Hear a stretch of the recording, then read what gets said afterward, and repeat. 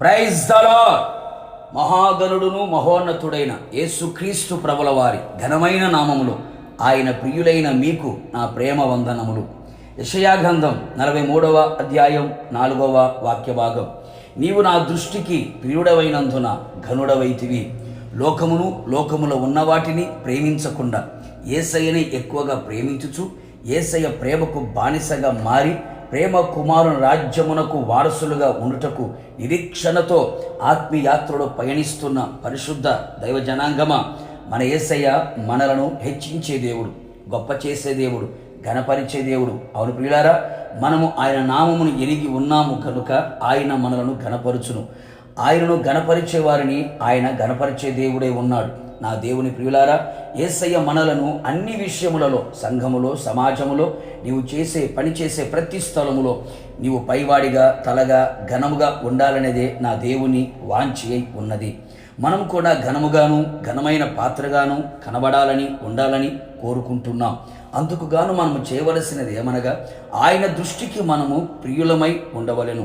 ప్రస్తుతపు దినములలో అనేక మంది క్రైస్తవులు మనుషులకు ప్రియముగా ఉండాలని, తనకు నచ్చిన వారికి, మెచ్చిన వారికి, ప్రియమైన వారిగా కనబడాలని, తన ఇంట ఉన్న వారికి, సంఘములో ఉన్న వారికి, సంఘ దైవ సేవకులకి ప్రియముగా ఉండాలని ఆరాటపడుచున్నారు. కానీ దేవునికి ప్రియముగా ఉండటానికి ప్రయత్నించకపోవడం బాధకరం. మనుషులకు ప్రియముగా ఉండుటకు ఏమి చేయవలనో విపరీతమైన పరిశోధన చేయుచున్నారు. కానీ దేవునికి, యేసయ్యకి ప్రియముగా ఉండుటకు ఆ విధముగా విచారణ చెయ్యకపోవడం బాధకరం, శోచనీయం. అన్ని విధాలుగా మనము ఆయనను ప్రియముగా జీవించుటకు ప్రయత్నించదము, అలాగున జీవించదము. అనేక మంది భక్తులు ఆయనకు ప్రియముగా జీవించి ఆయన చేత ఘనమైన వారిగా జీవించిది. అలాగున మనము కూడా జీవించదము, చేయుదము. దానియేలు యేసయ్యకు బహుప్రియుడిగా జీవించను.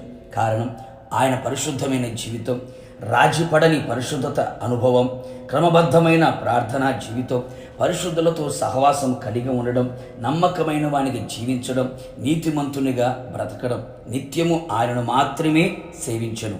దేవుడు అతన్ని ఘనపరిచెను, ఘనముగా కనపడెను.